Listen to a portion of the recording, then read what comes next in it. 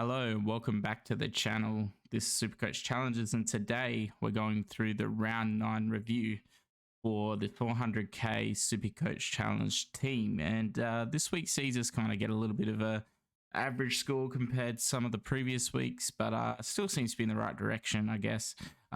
We have moved up 859 ranks. Hopefully we'll be getting a few bigger pushes soon.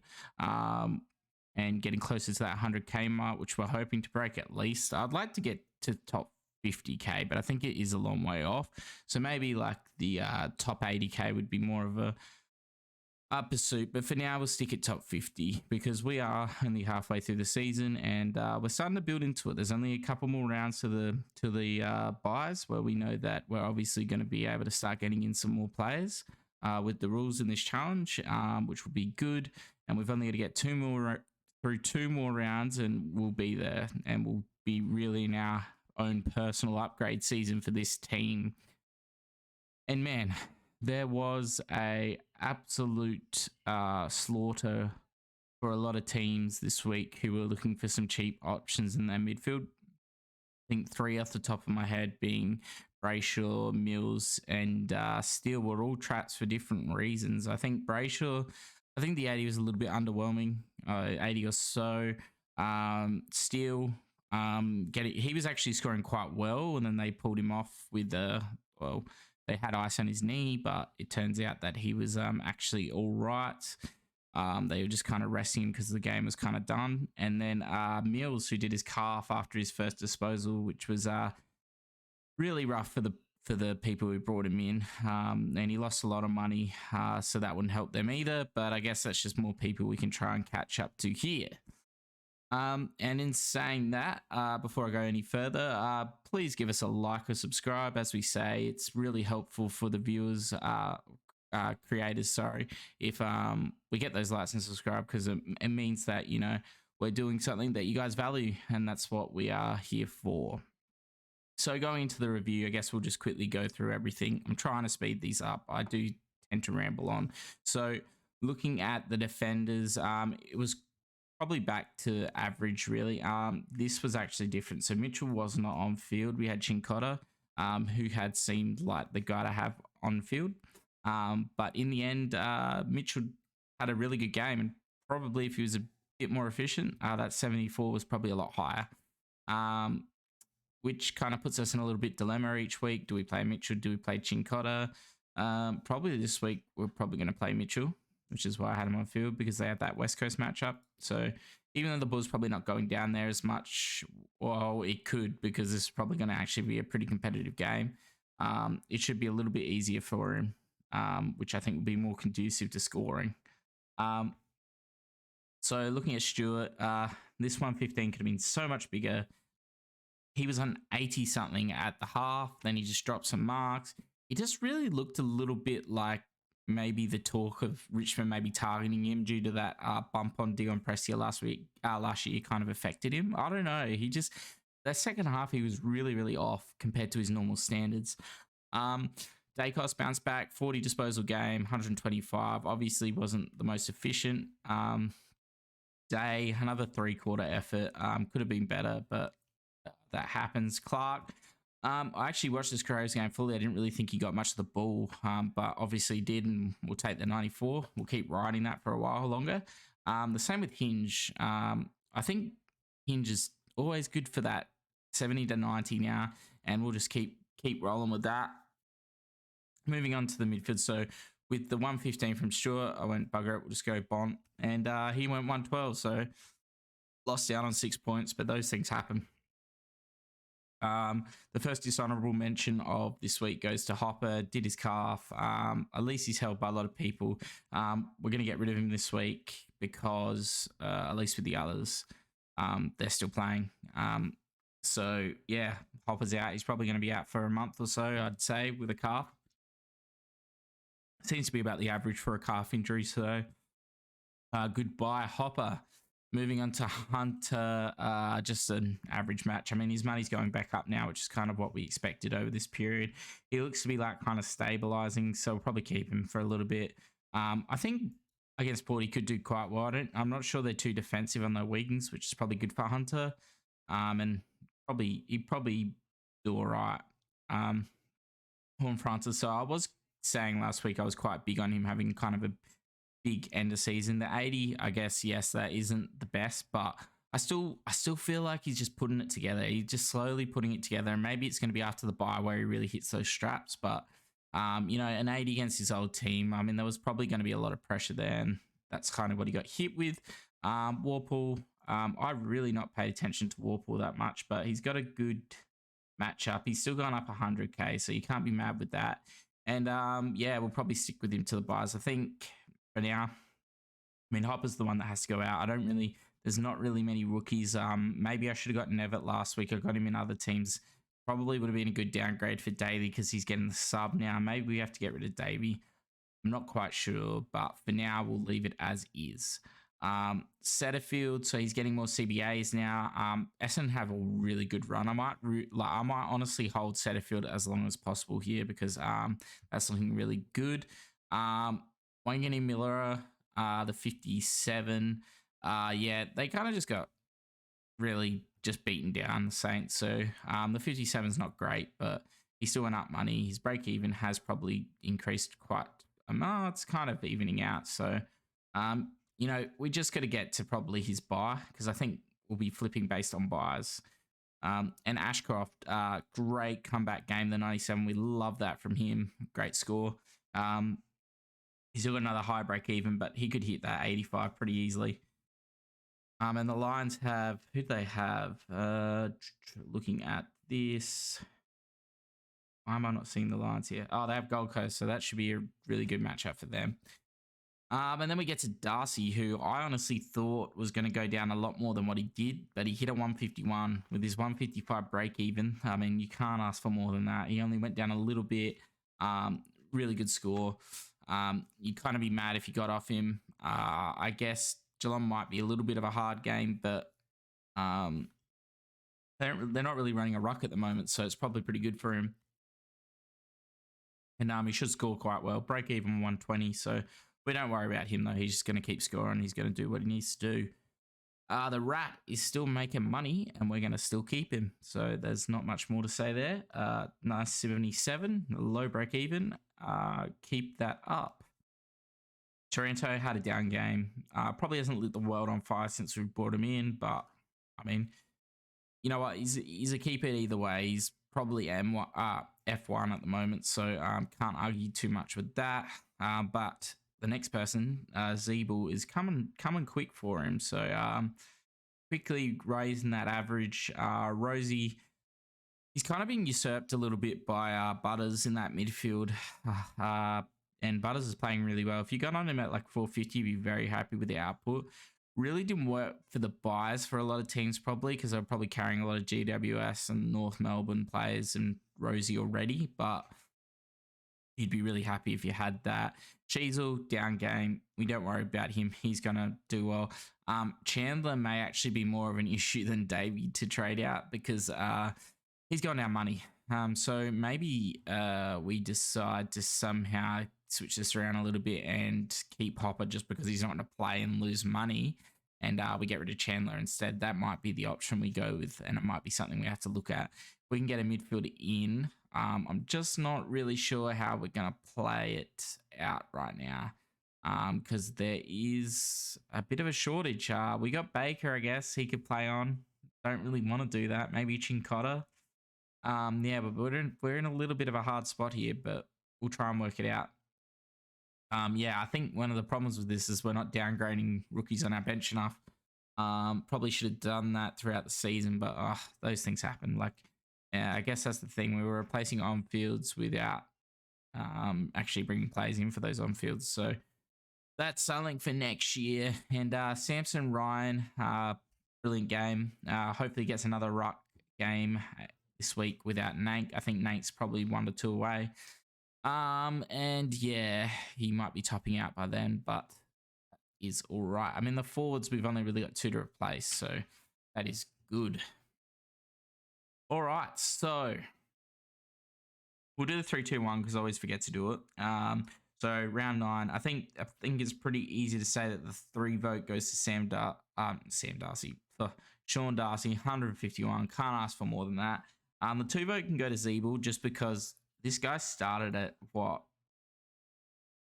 370k and he's going to get to 600. Like his break even's 37.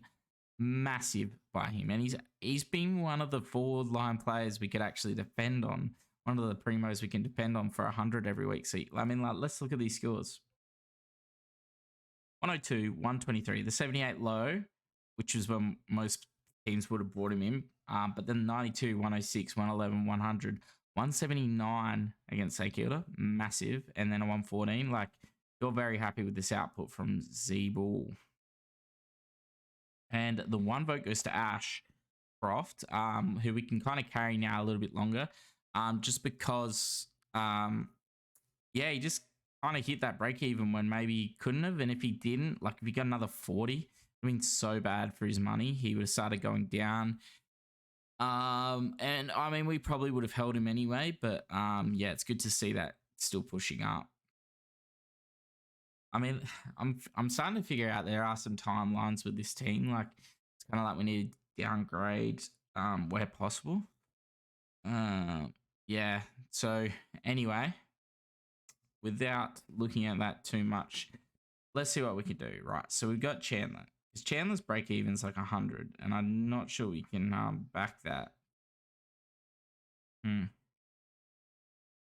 If we put Horny bat mid, we can get any midfield. But that's not really helpful, right? Because what we don't have, I think this Roberts trade's really hurt us. If we didn't get Roberts, we got someone else like who was scoring. It'd be nice. Fergus Green going out has not been good either. We might actually be forced to do a trade down to our rookie, but I just don't know who. There are some ones that are a little bit more high price that maybe we can look at.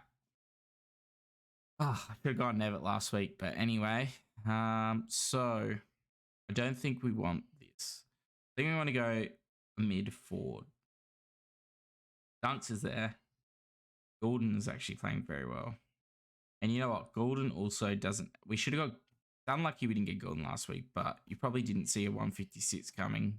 I mean, he really benefited from Mills, I think, going out, because I think that kind of freed him up as a little... Well, doesn't really free him up because Mills kind of plays everywhere, but there's more ball to go around, which is good for him. So what do we do here?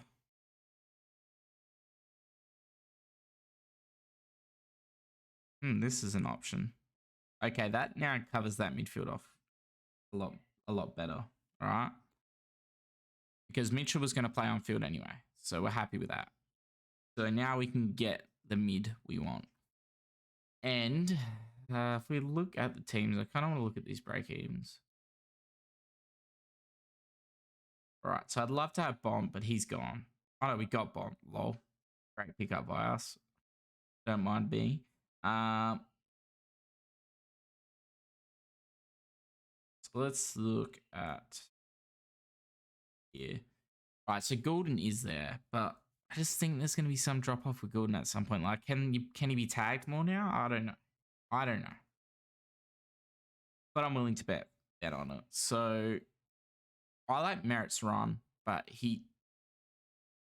what's his break even? 120. Maybe we can watch this week because Essendon and Richmond this week. Get a bit of a feel for that one. Essendon have a ridiculous run coming up, which is why that one seems like it could be a good trade going forward. Laird can be waited on. Neil can be waited on. Dawson can be waited on. And this is also for anyone out there who's looking for trade targets. Like those players can be waited on. Now, Libba's actually very interesting. Let's have a look into Libba. So 115 break even.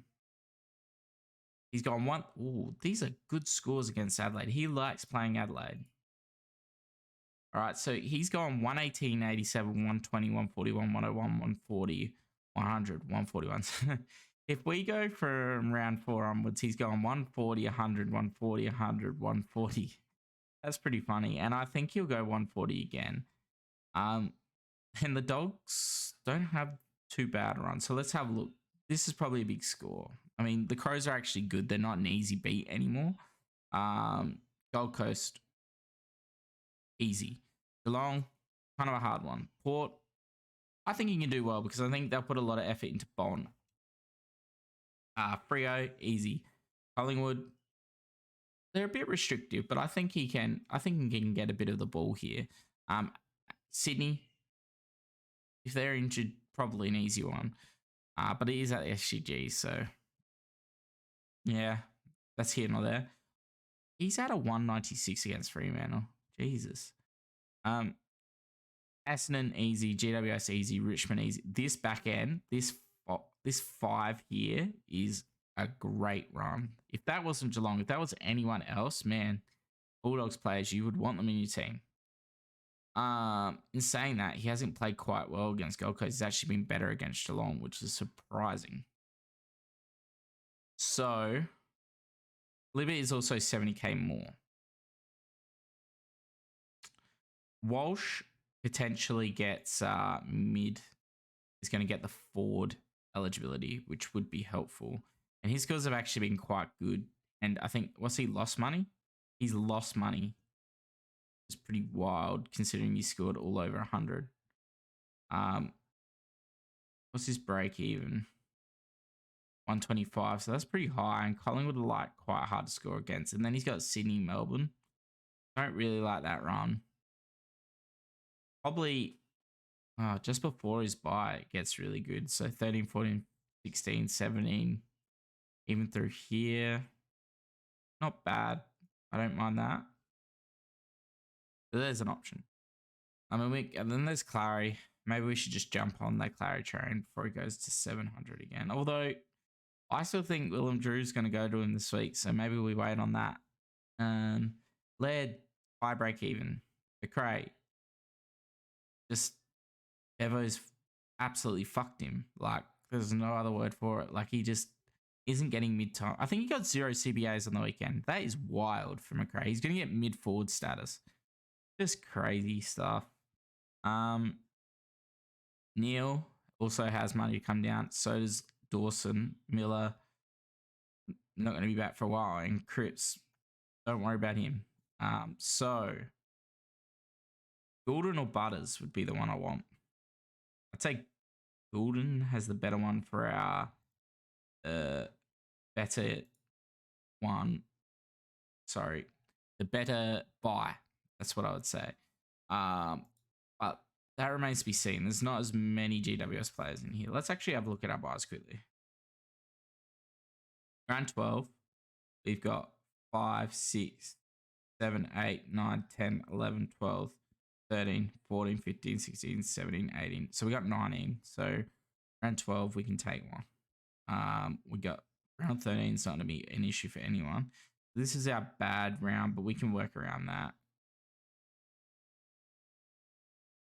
Yeah, we can work around that easily enough. Then we got round 15. All right, so we need a round 12 player. That's what this kind of telling me. We got 6, 7, 8, 9, 10, 11. Probably not playing 12, 13, 14. 14 in round 15. So round 14. 1, 2, 3, 4, 5, 6, 7, 8, 9, 10, 11, 12, 13, 14, 15, 16. So we're quite heavy on the round 12. So can we get... It was good to get Stewart. That was actually a good pick. I don't want to get Anderson. Doesn't interest me. God, too much money now. So a doggies player isn't what we want then, because that's no good. Neither is that. So we want a round 12 player. So, I mean, Chandler's that round 13. So we're going to lose one and then gain around 12. So let's have a look.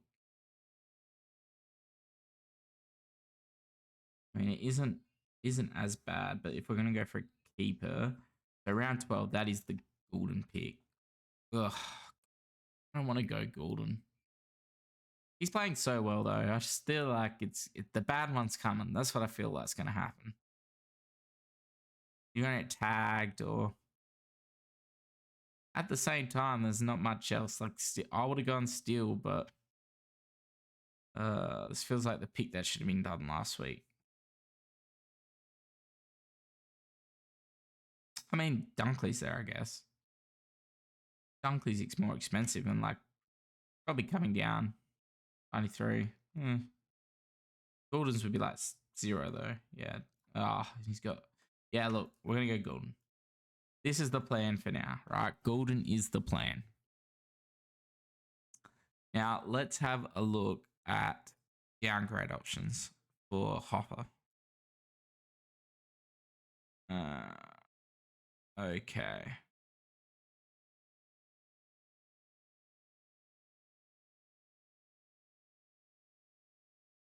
This is just Mackenzie played. That's interesting. So Simpson's already made 79k. That's good for Simpson owners. You take that. He looks like he might play another game. So break even or 9. Probably going to go up another 20k. If you're making 100k out of him, that's good. We got Sharp. I just don't like the security on him. Davies, do not like. Humphrey, haven't really liked this game. I do like Mitchell Neville. I wish we got him at, what was it? 160? That would have been nice.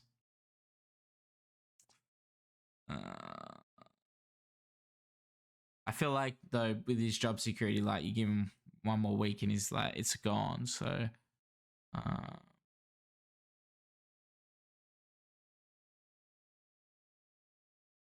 just not much good. Like, if we put like Golden up here as Baldwin, Day. Oh, actually, we do this.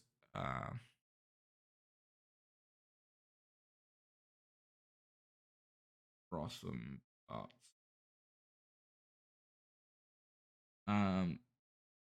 Sharman had a 22 after his 90. Wild what playing against a good team does. There is Weddle. Weddle's interesting, 168, and he looks like he could just keep playing. Patrick Parnell, 94. Man, if he didn't have that concussion game as well, like, oh, that's an interesting pick. Guys, Patrick Parnell as a pick is actually an interesting rookie pick because a lot of people are talking about Rory Atkins and stuff like that still, but that could be very interesting for you. Because he looks very nice. The way he's being played off the back line as an attacking, backman. He's only in 299 teams, so he would be a real pod, but and I guess the Crows don't have the best run here with Dogs and Brisbane, but it kind of opens up after that. Gold Coast, West Coast. Collingwood is a hard game, but I think he can score well. North Essendon, GWS, those are good games. Crows actually have a nice run home other than 2 Brisbane games, but at least the first one's at Adelaide Oval.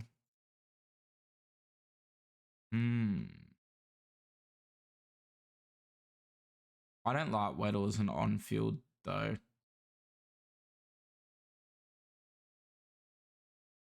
Not a great on-field option as Weddle. What's Parnell's break even? 44. Interesting. What do we got under 200? Just Weddle. I mean, this Fleeton could be interesting in a week. So it's Gould. I actually like Bytel, but St Kilda won't give him games, which is annoying. They just keep playing him as sub. Just play the guy. He's a decent midfielder. He gets the ball, which is seemingly an issue for you guys. I just don't know about this Francis Evans job security report. Neither with Lord. I feel like they're 1 or 2 games away from players being back. And then Drury just played so bad. But the thing with Drury is North Melbourne had a lot of injuries on the weekend, so he's probably actually a go. Yeah, up to you whether you go and pick him up, but I'm probably missing that. But we need to make some money, so we probably need to just make a choice on one of these players. Any rocks? Nothing.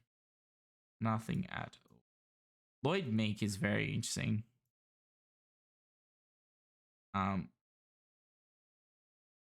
because he's gone 200s in a row now as Hawthorn's main ruck, and he's got West Coast this week. Break even of, I think it's like 9.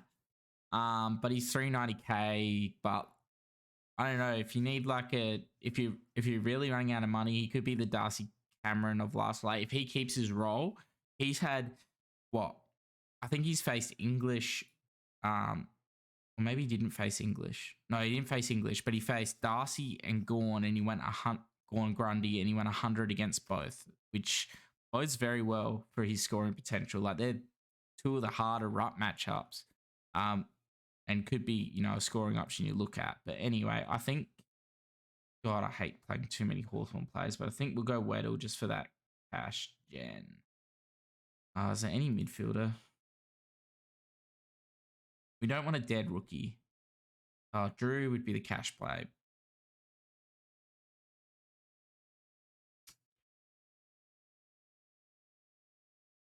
If Drew gets named, we're going to go Drew, but for now, we're going to go Weddle.